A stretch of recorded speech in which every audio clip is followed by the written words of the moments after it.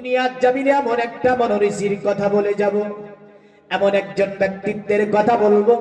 তারা বলল কালক্রমে বিষ্ণু যাসে নামেতে ব্রাহ্মণ সম্বল নগরতে জন্ম লইবেন, তখন মহাবীর্য মহাবুদ্ধি কলকি তার ঘরে জন্মিবে যথা কালে দেবকার জাতরে। কারণ তারা বড় পণ্ডিত মানুষ ছিল, সুন্দর করে ভাষার ইঙ্গিত দিল। বলে একদিকে হবে ভূমধ্য সাগর, একদিকে হবে পারস্য সাগর, আর একদিকে হবে আটলান্টিক, আর একদিকে হবে আপনার কি প্রশান্ত মহাসাগর, আর একদিকে হবে ভারত মহাসাগর। মধ্যখানে একটা দ্বীপ হবে, দ্বীপটার নাম হবে সম্বল দ্বীপ। আর ওই সম্বল দ্বীপে একটা ব্রাহ্ম গোত্রে মানে ব্রাহ্ম গোত্রে একজন ব্যক্তি আসবে, যিনি দুনিয়াকে আলো দেবে, দুনিয়াকে বাচযোগ্য করবে, দুনিয়ার মানুষকে মানবতার শিক্ষা দেবে, দুনিয়াতে ভালোবাসার শিক্ষা দেবে, মানুষকে অতএব নীতির শিক্ষা দেবে। তিনি দুনিয়াতে আগমন করবে। ঋষিকে বলল, ঋষি মহান ঋষি, ওই ব্যক্তির কথা যে বলছেন, ওই ব্যক্তি কার ঘরে জন্ম নেবে? বলল, শুনে রেখে দাও, ওই ব্যক্তি জন্ম নেবে যার ঘরে, তার নামটা হবে বিষ্ণুজাস। বিষ্ণুজাস শব্দটি আমরা বেদের মধ্যে সুন্দর ভাষায় দেখতে পাই। বিষ্ণুজাস শব্দটি সুন্দর করে আপনার লেখা আছে। অতএব তারা বলল, সম্মূলে বিষ্ণুজাস গৃহে মা দুর্বব্য হামসুমাতং সুমাতং মাতুরি বেব।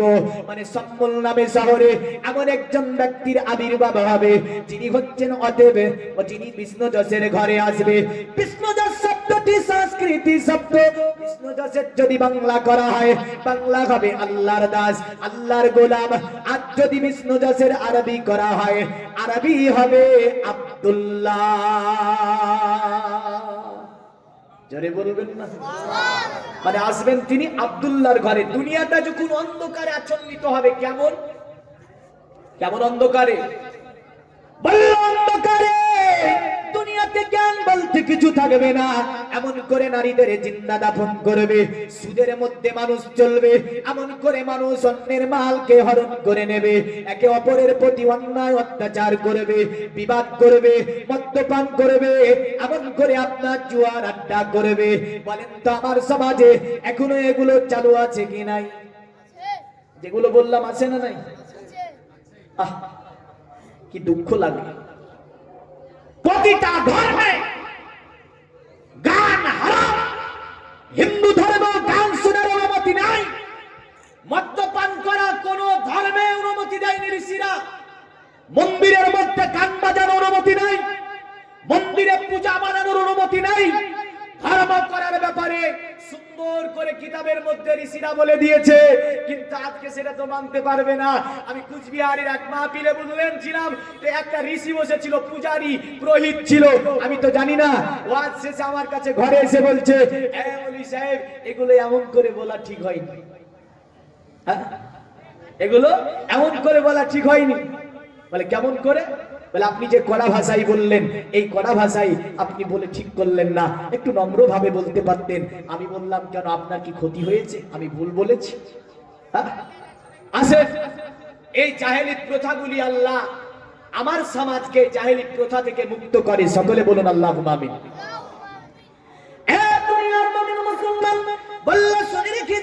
অন্ধকারের জগতে আলো দেবে যিনি, তিনি হচ্ছে বিষ্ণুদাসের ছেলে। বলল তার মায়ের নামটা কি হবে? দয়া করে বলবে। বলে ওই নারীটা হবে বড় ভাগ্যবতী, যে নারীটা নরসংহের ছেলেকে জন্ম দেবে, বিষ্ণুদাসের ছেলেকে জন্ম দেবে। বলে ওই নারীটার নাম কি হবে গো? দয়া করে একটুখানি বলবে। বলে নারীটা হবে বড় ভাগ্যবতী, নারীটা হবে বড় সুন্দরী, নারীটা হবে বড় মাধুর্যবান, বড় চরিত্রবান, নাম হবে তার সুমতি। সুমতি শব্দের অর্থ হচ্ছে সুন্দরী, সুমতি শব্দের অর্থ হচ্ছে মাধুর্যবান, সুমতি শব্দের অর্থ হচ্ছে চরিত্রবান। আর যদি আরবি করা হয়, আরবিতে হবে আমেনা, মানে আমেনা নারী। ওই বিষ্ণুযশকে বিষ্ণুযশের ছেলে আমেনা নারী, আর ওই ছেলের নাম হবে নরাসাং, মানে মুহাম্মদুর রাসূলুল্লাহ সাল্লাল্লাহু আলাইহি ওয়াসাল্লামকে দুনিয়ার জমিনে জন্ম দেবে। জোরে বলেন সুবহানাল্লাহ। জগতের মুমিন মুসলমান আসি, আজকে মুহাম্মদ সাল্লাল্লাহু আলাইহি ওয়াসাল্লাম মক্কাতে এসে যে শিক্ষাটা দিলেন, ওই শিক্ষা যদি আমাদের মধ্যে এসে যায়, ওই আদর্শ যদি আমাদের মধ্যে এসে যায়, ওই নীতি যদি আমাদের মধ্যে এসে যায়, ওই চরিত্র যদি আমাদের মধ্যে এসে যায়, এমন করে আমরা দুনিয়ার জমিনে যদি ওই দৃষ্টি কালচারটা জীবনে বাস্তবায়ন করতে পারি, মনে রাখবেন দুনিয়া তো আপনি মুসলমান, আখেরাত তো আপনি মুসলমান। আর যদি নবীর আদর্শ নিতে না পারেন, নবীর চরিত্র নিতে না পারেন, ইসলাম যে স্টাইল দিয়েছে এই স্টাইলকে গ্রহণ করতে না পারেন, তাহলে কাল কিয়ামতের দিন আল্লাহর নবী ক্লিয়ার করে বলেছেন, মান তাসাব্বা বিকওমিহি ফাওয়া মিনহুম, যে জাতির সঙ্গে তুমি উঠা বসা চলাফেরা, খাওয়া দাওয়া, আখলাক, চরিত্র, লেনদেনকে মিলিয়ে চলবে, কাল কিয়ামতের দিন তোমাকে ওই জাতির সঙ্গে উদিত করবে আমার আল্লাহ। কিন্তু আজকে আমরা মুসলমান, দেখে চিনা যায় না যে মুসলমান। আজকে আমরা মুসলমান, আমাদের চরিত্রে বোঝা যায় না আমরা মুসলমান। আজকে আমরা মুসলমান, আমরা সুদ খাই, মুসলমান আপনার ঘুষ খায়, মুসলমান একে অপরকে গালি দেয়, মুসলমান একে অপরের মালকে হরণ করে, মুসলমান হয়ে আপনার মদ্যপান করে, মুসলমান হয়ে জুয়া খেলে, মুসলমান হয়ে তাসের আড্ডায় বসে, মুসলমান হয়ে আপনার সিনেমা দেখে, মুসলমান হয়ে মুসলমান বাড়িতে সিরিয়ালের মধ্যে পূজা হয়, আমরা আরাম করে দেখতে থাকি। কিন্তু আজ পর্যন্ত কোন হিন্দুর গ্রাম দিয়ে আপনার যেতে যেতে শুনতে পেলাম না যে হিন্দুর বাড়িতে কোন মৌলভী সাহেবের ওয়াজ চলছে। শুনেছেন? আর বাজাবে বাড়িতে, এই যে ওয়াজটা সোশ্যাল মিডিয়ায় দেওয়া হবে, কোন হিন্দুর বাড়িতে বাজাবে বাজাবে না। কিন্তু আমাদের ঘরে সিরিয়ালের মধ্যে পূজা হয়, আমরা বাজাই না? আমাদের ঘরে চলে না? কত নিচু লেভেলে গিয়েছি দেখেছেন? কোন জায়গায় আমরা পৌঁছিয়েছি? অথচ সনাতন ধর্মের কোন বাড়িতে, কোন জায়গাতে আপনার তারা কি করবে না, মৌলভী সাহেবের ওয়াজ চালাবে না। যদি এসে যায় সব করে কেটে দেবে, কিন্তু চালাবে না। কিন্তু আমার মুসলমান ঘরে আজ চলছে না? আসেন, পৃথিবীতে আল্লাহর নবী কি শিক্ষা দিয়ে গেল? আজকে মুসলমানকে যারা সন্ত্রাস বলে, তাদের জন্য একটা ঘটনা কেন উপস্থাপন করব, সোশ্যাল মিডিয়ায় যাবে, তারা শুনে নেবে একটুখানি। মুসলমান কেন সন্ত্রাস?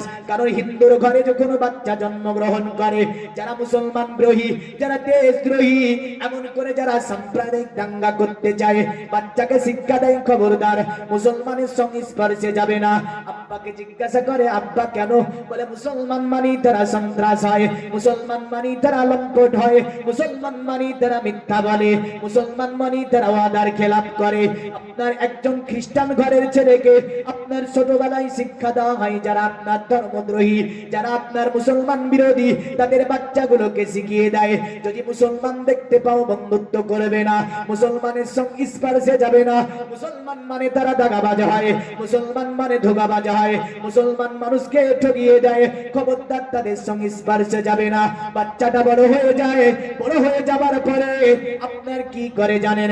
বড় হয়ে যাবার পরে তারা মুসলমান দেখলে ঘৃণা করে, মুসলমান দেখলে সন্ত্রাস ভাবে, মুসলমান দেখলে লম্পট ভাবে, মুসলমান দেখলে তাদের উপরে অনেক ধরনের অন্যায় অত্যাচার করার চেষ্টা করে। জগতের মুমিন মুসলমান বলে যায় আপনাকে, এমনই আপনার নাজরান প্রদেশের একজন বাচ্চা ছিল, যিনি ছিলেন খ্রিস্টান বাচ্চা। এই খ্রিস্টান বাচ্চার একটা সুন্দরী মেয়ে ছিল, বুঝলেন? সুন্দরী মেয়েটিকে একদিন দেখে বাচ্চা বলছে, বাচ্চা অবস্থায়, আমার কন্যা শুনে রেখে দাও, রাস্তাঘাটে চলবে, মুসলমানের সঙ্গে স্পর্শে যাবে না। মেয়েটি বলছে, আব্বা কেন? বলে মুসলমান যারা হয় ওরা খুব খাতারনাক, ওরা সন্ত্রাসী করে, ওরা মানুষের অতএব জান নিতে দিবা করে না। আপনার ওই নাজরান দেশের বাচ্চা নিজের সুন্দরী কন্যাকে বাদপানি অবস্থায় শিক্ষা দিচ্ছে, খবরদার মুসলমান দেখলে তার পাশে যাবে না, তার সঙ্গে কথা বলবে না। বাচ্চার মেয়ে বড় হয়ে গেল, বড় হয়ে যাবার পরে মনে একটাই চিন্তা যে মুসলমান মানে সন্ত্রাস, মুসলমান দেখলে বুঝলেন বড় রাগদার। একদিন ওই বাচ্চার দরবারে তিনজন মুসলমান যুবককে বাচ্চা একটা জায়গা থেকে গ্রেফতার করলো। গ্রেফতার করে এনে আপনার তাদেরকে জিজ্ঞাসা করছে, আচ্ছা বলো তোমরা কোন ধর্মের? তিনজন যুবক বলল, শোনো আমরা হচ্ছে মুসলমান ধর্মের, আমাদের নবী হচ্ছে মুহাম্মদুর রাসূলুল্লাহ সাল্লাল্লাহু তাআলা আলাইহি ওয়াসাল্লাম। বাদশা বলছে তোমরা মুসলমান ধর্মের? বলে হ্যাঁ। বলে আমি হচ্ছি ঈসাই বাদশা, মুসলমানদের উপরে বড় আমি অত্যাচার করি, মুসলমানদেরকে আমি দুনিয়ায় দেখতে পারি না, মুসলমানদেরকে আমি মুসলিম এই জাতিটাকে দুনিয়াতে রাখবো না, আমি বাদশা বড় জালিম বাদশা। তোমরা যদি চাও তাহলে ধর্মকে পরিত্যাগ করো, নতুবা আমি তোমাদের জান নিয়ে নেব। আল্লাহ হুম্মা সাল্লাল্লাহু মাওলানা ওয়ালা আলি সাইয়্যিদিনা মাওলানা। আরে একদিন তোমারি নাম মসজিদে হবে এলান, হবে না? হবে না? হবে না? একদিন তোমারি নাম মসজিদে হবে এলান। তৈরি থেকো, তৈরি রেখো, কবরে মান সামান। একদিন তোমারি নাম মসজিদে হবে এলান। একদিন তোমারি নাম মসজিদে হবে এলান। একদিন তোমাকে পরিয়ে কাফন, আত্মীয় স্বজন করে বেদাপন। আরে একদিন তোমাকে পরিয়ে কাফন, আত্মীয় স্বজন করে বেদাপন। হঠাৎ চলে যাবে আদরের দান, প্রিয় মা বাবার ভাসিয়ে নয়ন। তৈরি থেকো, তৈরি রেখো, সুন্নতি আমালি মান। একদিন তোমারি নাম মসজিদে হবে এলান। একদিন তোমারি নাম মসজিদে হবে এলান। নামে সমজারি করিবে এত, বন্ধ হয়ে যাবে জীবন নাটক। হবে না? হবে না? এই জীবন নাটক থাকবে। আজকে ভাবছে থেকে যাবে, কিন্তু মনে রাখেন থাকবে না। কারণ বাহাদুরি সব সময় চলে না, রক্তের গরম সব সময় থাকে না, অহংকার সব সময় থাকে না, এমন করে শক্তি সব সময় থাকে না। আজ এসেছেন আপনি জোয়ান, আগামী কাল আপনি বুড়ো হয়ে যাবেন। যেমন করে আপনার বসন্ত চলে গেলে শ্রাবণ মাসের দেখা মেলে, এমন করে দিন চলে গেলে রাত্রির দেখা মেলে, রাত্রি চলে গেলে আপনার দিনের দেখা মেলে। এমন করে প্রতি মুহূর্ত আপনার বয়সটা আপনার কমে যাচ্ছে।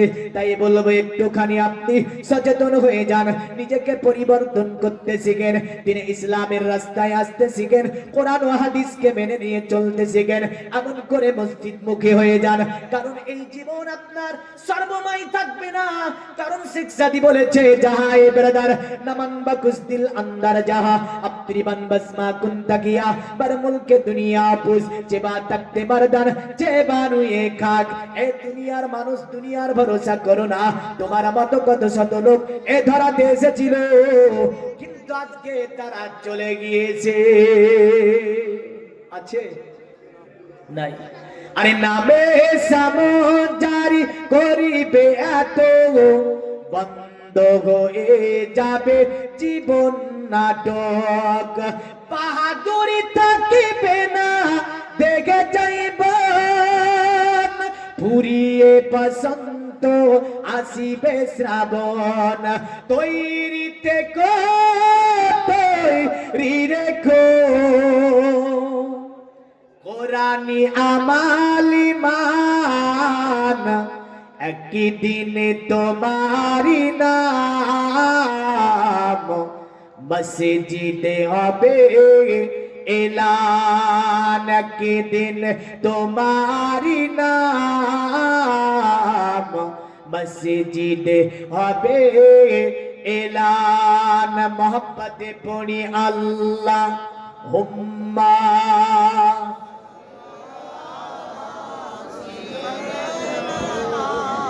মাওলানা মুহাম্মদ ওয়ালা আলি সাইয়্যিদিনা মাওলানা মুহাম্মদ।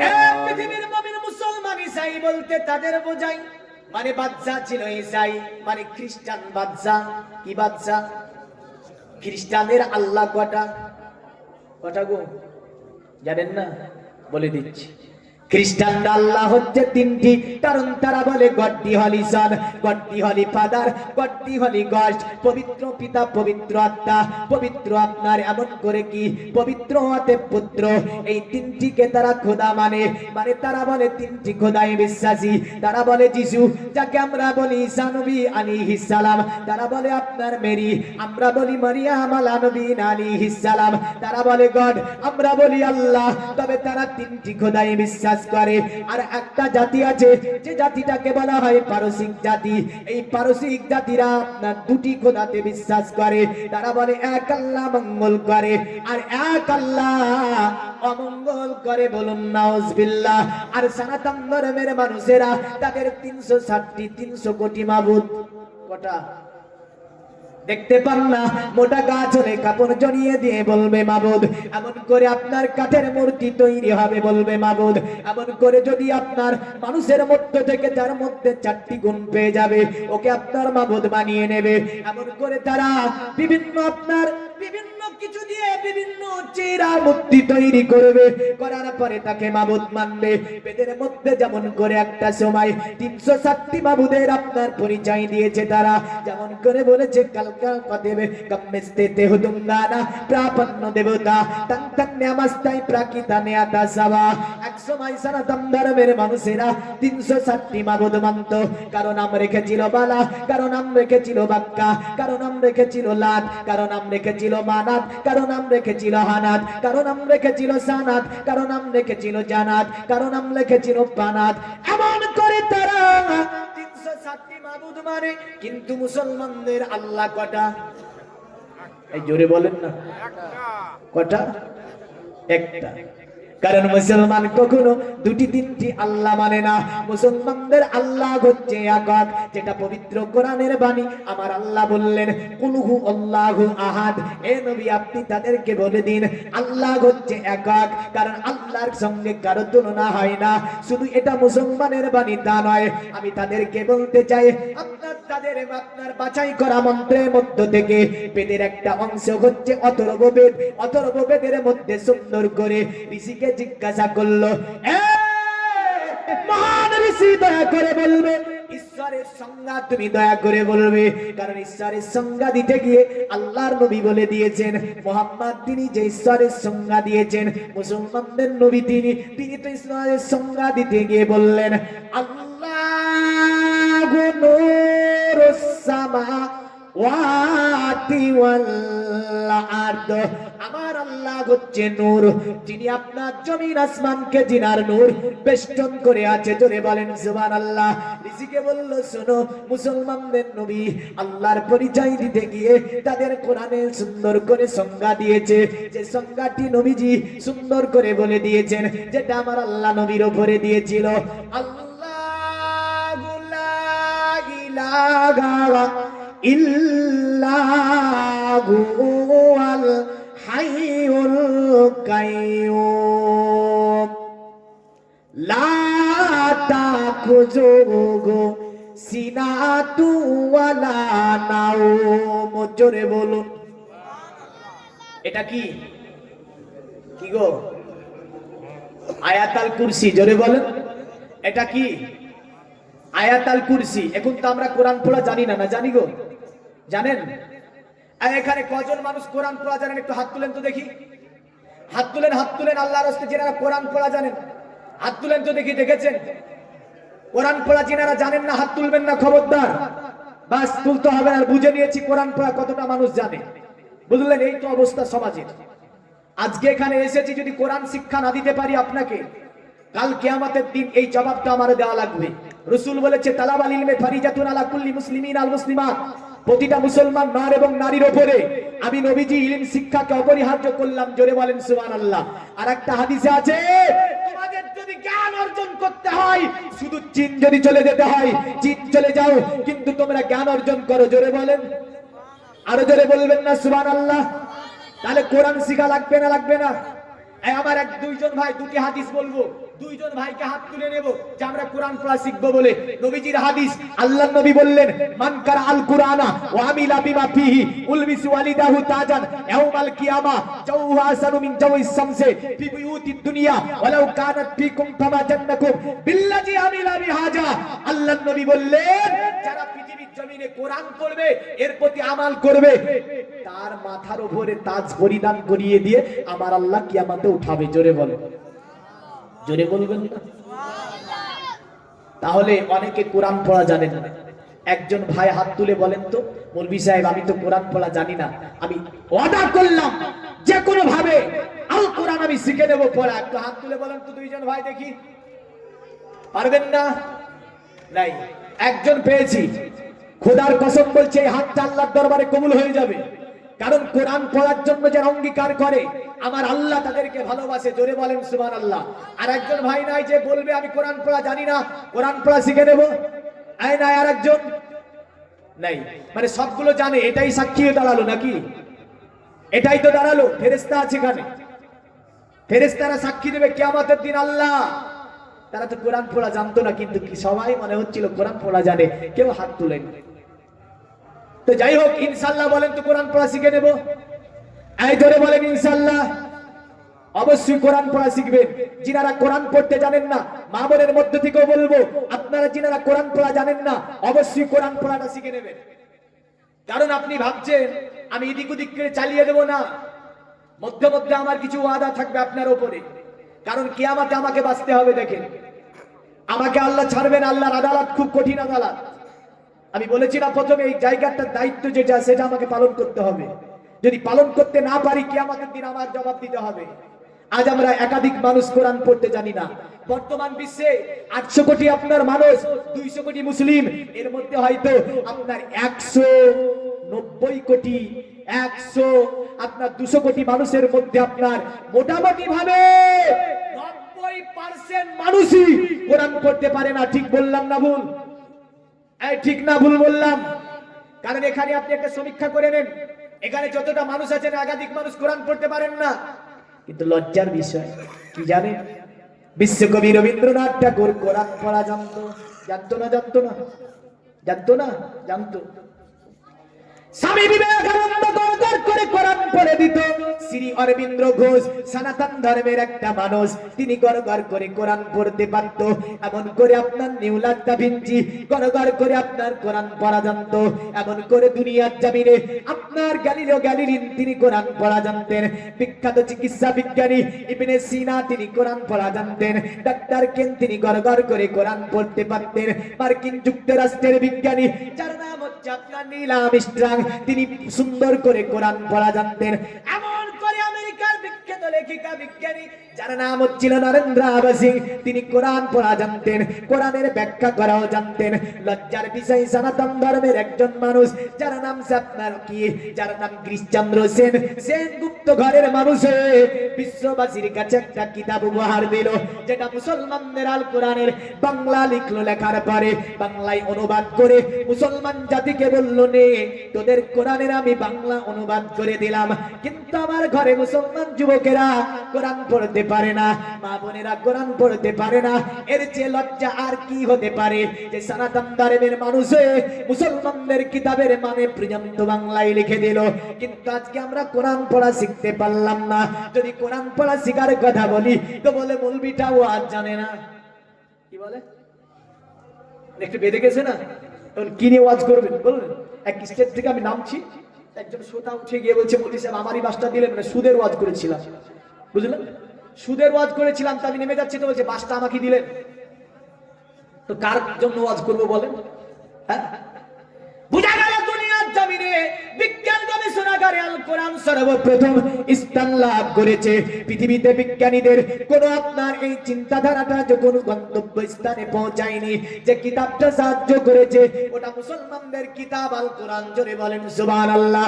কিন্তু আমাদের ঘরে আল কোরআন আছে, আমাদের বুকে আল কোরআন আছে, আমাদের ঘরে 4-5খানা করে কোরআন, মসজিদের টাকে সাজানো আছে কোরআন, কিন্তু অত্যাচারিত হয়েছি, নির্যাতিত হয়েছি, পদদলিত হয়েছি, অন্য জাতি দ্বারা শোষিত হয়েছি, অন্য জাতি আমাদেরকে পিটাই করছে। আজ উত্তর প্রদেশে পিটছে কারে বলে? মুসলমানকে। ত্রিপুরাতে মারছে কারে বলে? মুসলমানকে। এমন করে উড়িষ্যার জমিনে কিছুদিন আগে দেখলাম মুসলমানের ওপর অত্যাচার। কিছুদিন আগে আমরা দেখলাম শিয়ালদা স্টেশনের মধ্যে মুসলমানদের ওপরে আপনার অত্যাচার হলো। এমন করে আমরা দেখলাম গুজরাটের সরজমিনে মুসলমানদের ওপরে অত্যাচার হলো। এমন করে আমরা সবাই জায়গা দেখতে পাচ্ছি আমার হিন্দুস্তানে, আপনার ভারতবর্ষে এই মুসলমানরা অত্যাচারিত হয়েছে। আর এরা বলে মৌলভী সাহেব দোয়া করেন, মুসলিম অত্যাচারিত। মৌলভী সাহেব ইউপির বুকে বলদার দিয়ে বল্ডুজার চালিয়ে মুসলমানদের মসজিদ গুলোকে ভেঙে দেওয়া হলো, মুসলমানদের মাদ্রাসায় তালা মেরে দেওয়া হলো। আর মুসলমান বলছে মৌলভী সাহেব মুসলিম কেন এত অত্যাচারিত, মুসলমানদের মসজিদ গুলো কেন বল্ডুজার চালানো হয়? আপনি কি জানেন আমার আল্লাহ বলেছে যখন আমার বান্দারা আমার ইবাদত থেকে দূরে চলে যাবে, আমার ইবাদত থেকে দূরে সরে যাবে, আমি আল্লাহ তাদের সংকীর্ণ, তাদের জীবনটাকে সংকীর্ণিত করে দেব। অন্য জাতি দ্বারা শোষিত হবে তারা, অন্য জাতি দ্বারা অত্যাচারিত হবে তারা, অন্য জাতি তাদেরকে শোষণ করবে। আর এসে বলে মৌলভী সাহেব দোয়া করে, বলে না যে মৌলভী সাহেব দোয়া করেন।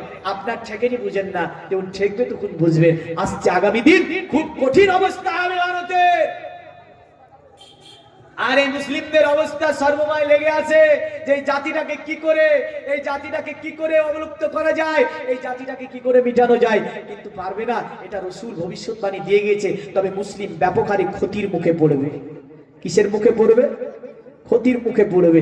এর পূর্বে আমাদেরকে সাবধানতা অবলম্বন করতে হবে না? হবে না? হবে না? হবে।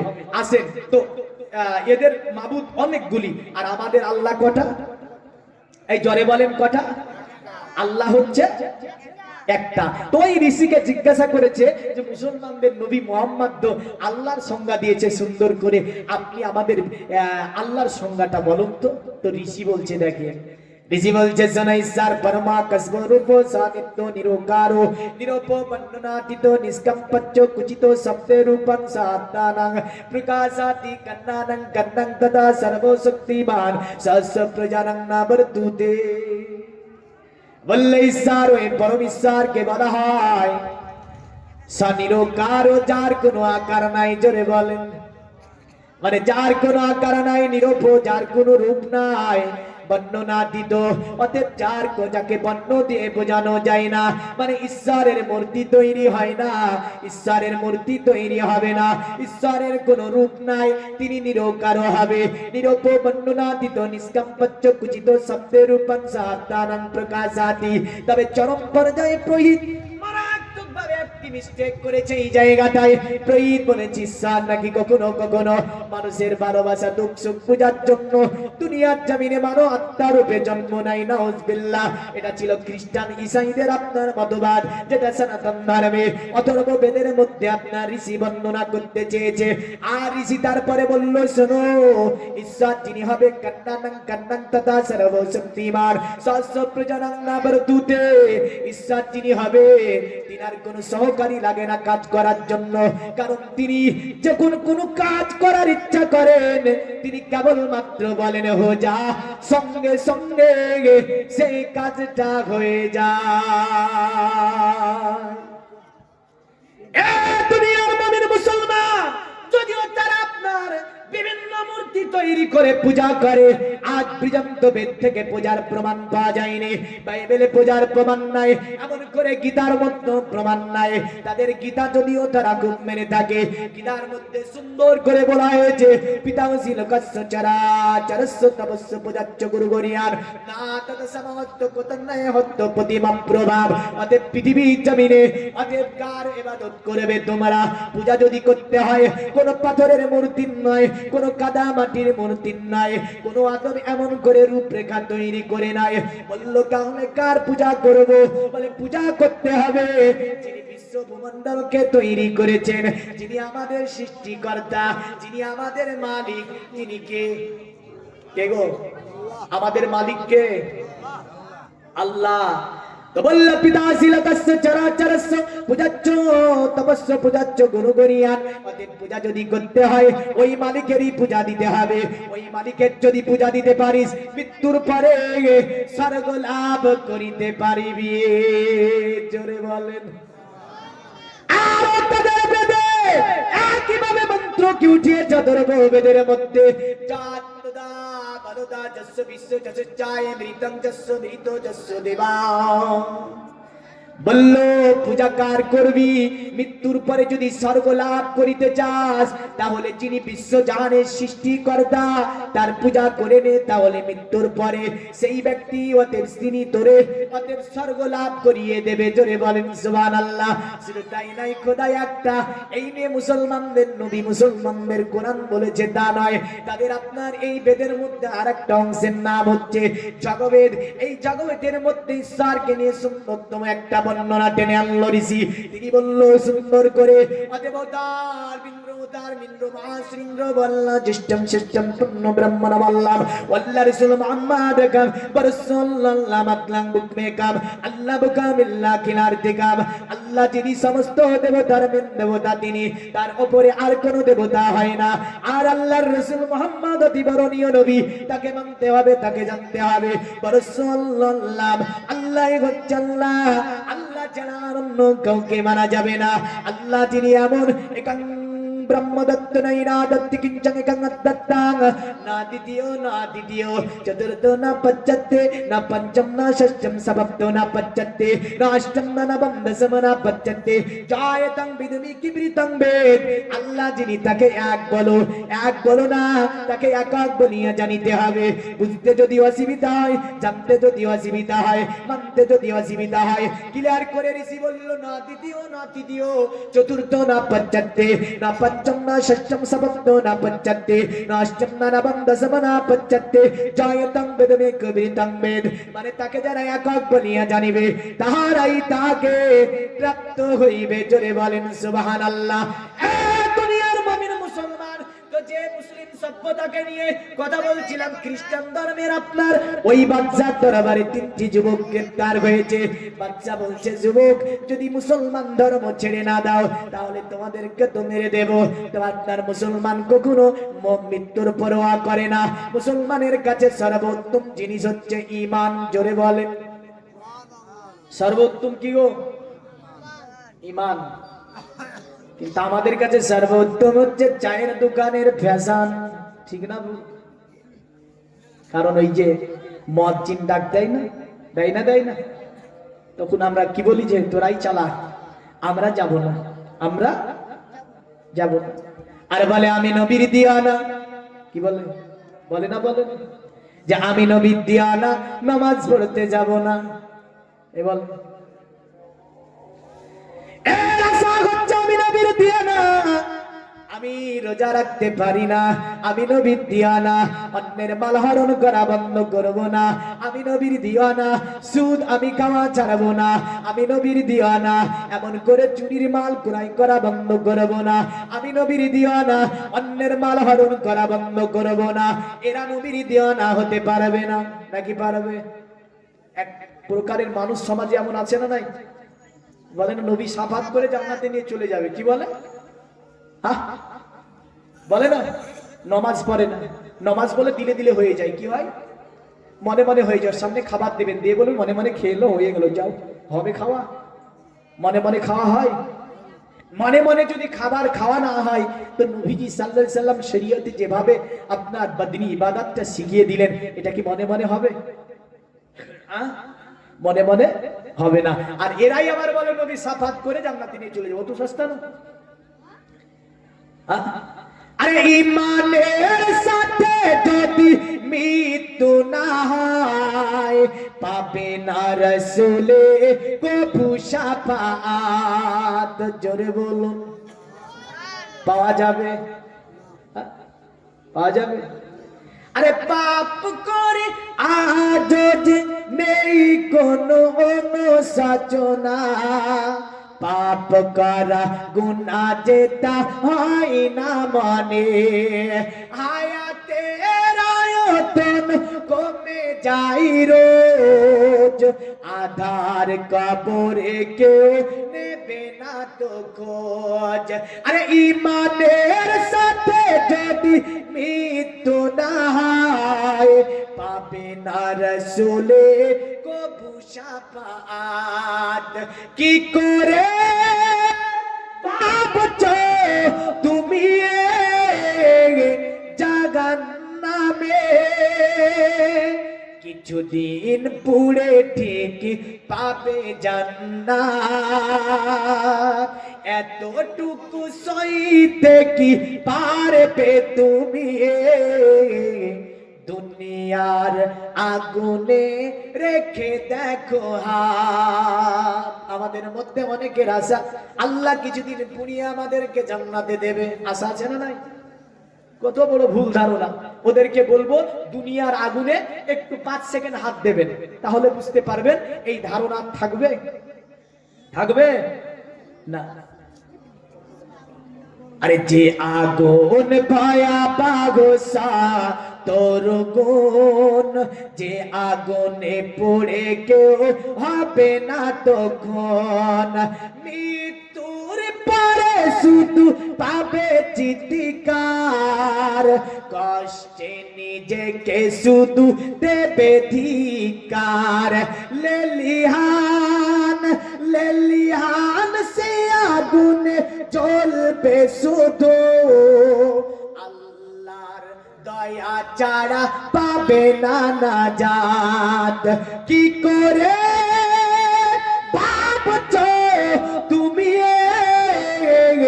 জাহান্নামে, কিছুদিন পুড়ে ঠিক পাবে জান্নাত, এতটুকু সইতে কি পারবে তুমি দুনিয়ার আগুনে রেখে দেখো হাত। আল্লাহুম্মা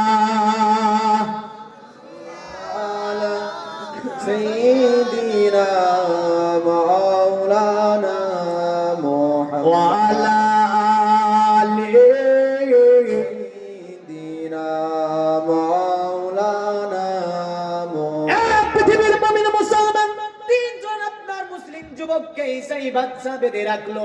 সকাল হয়ে গিয়েছে, বাদশা বলছে তোমাদেরকে খ্রিস্টান ধর্ম মেনে নিতে হবে, নতুবা আমি বাদশা তোমাদেরকে কি করব, জানে মেরে দেব। তারা বলল বাদশা,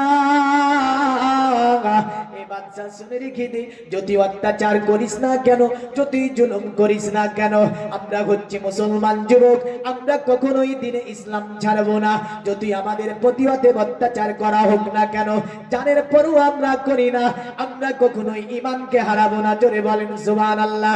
আপনার বাদশা কি করলো জানেন? বাদশা বলল ঈমান তো ছাড়বি। বাদশা আপনার কি করলো? বাদশা 3 ভাইকে দাঁড় করিয়ে দিয়ে আপনার সম্মুখে তেলকে গরম করতে শুরু করলো। টকবক করে তেল ফুটছে, বলছে বল তোরা যদি মুসলমান ধর্মটা না ছাড়িস তোদেরকে এই তেলে পুড়িয়ে মেরে দেব। তারা বললে বাদশা শুনে রেখে দে, এ তো দুনিয়ার অতএব তেল, যেটা অতএব দুনিয়ার আযাব।